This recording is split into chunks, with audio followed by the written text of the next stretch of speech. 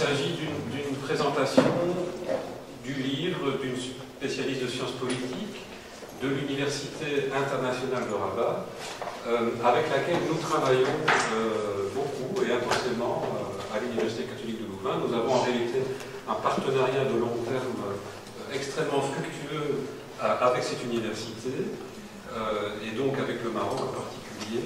Et il nous a plu ce soir de montrer à un public très large en fait la plus-value des collaborations qu'on peut entretenir comme ça entre notre pays et le Maroc au niveau universitaire, en présentant cet ouvrage qui se veut un ouvrage pour un public le plus large possible.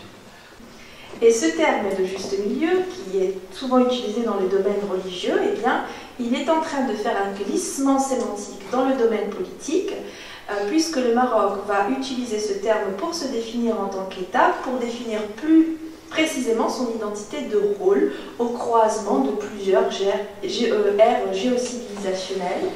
Et donc ce rôle-là, eh bien, que ce soit sur le plan économique, que ce soit sur le plan religieux, que ce soit sur le plan sécuritaire, il va tenter, à travers sa stratégie diplomatique, de le faire converger vers cette même idée que le Maroc est aujourd'hui essentiel pour tout pays qui souhaiterait étendre sa coopération en Afrique, mais dans une perspective sud-sud.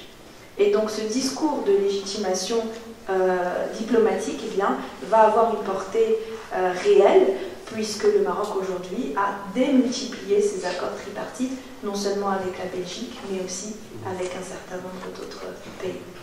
Le Maroc doit nécessairement miser sur le multilatéralisme plutôt que les actions bilatérales offensives.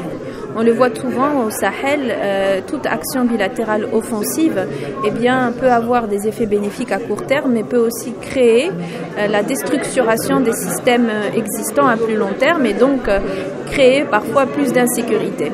Le Maroc doit poursuivre sa politique, sa doctrine stratégique en matière de défense, qui est principalement défensive d'ailleurs, et poursuivre sa politique, même plutôt l'approfondir, d'insertion dans les structures multilatérales. Et au Sahel, il y en a un certain nombre. Il y a l'Union africaine, il y a aussi le Censad, il y a aussi toutes les actions de l'ONU en la matière et d'autres formes de coopération régionale qui sont à l'œuvre. Et je pense que c'est d'abord dans ce cadre-là que le Maroc doit agir.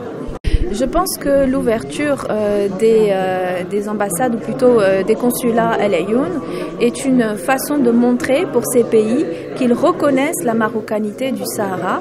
Donc c'est une avancée diplomatique importante pour le Maroc qui aujourd'hui applique la diplomatie d'un État égale une voix. Finalement, chaque État de plus qui reconnaît la marocanité du Sahara est un État qui va soutenir cette reconnaissance de jure, c'est-à-dire dans le droit international, eh bien, du Maroc dans l'ensemble de ses frontières.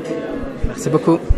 Je remercie en premier lieu mon cher collègue, Sébastien, le membre aussi de la faculté des sciences humaines de l'Université catholique du Louvain. Je remercie monsieur l'ambassadeur du Royaume du Maroc en Belgique pour l'organisation de cet événement et puis bien évidemment la Maison de Bouc pour sa présence et pour la publication de ce livre.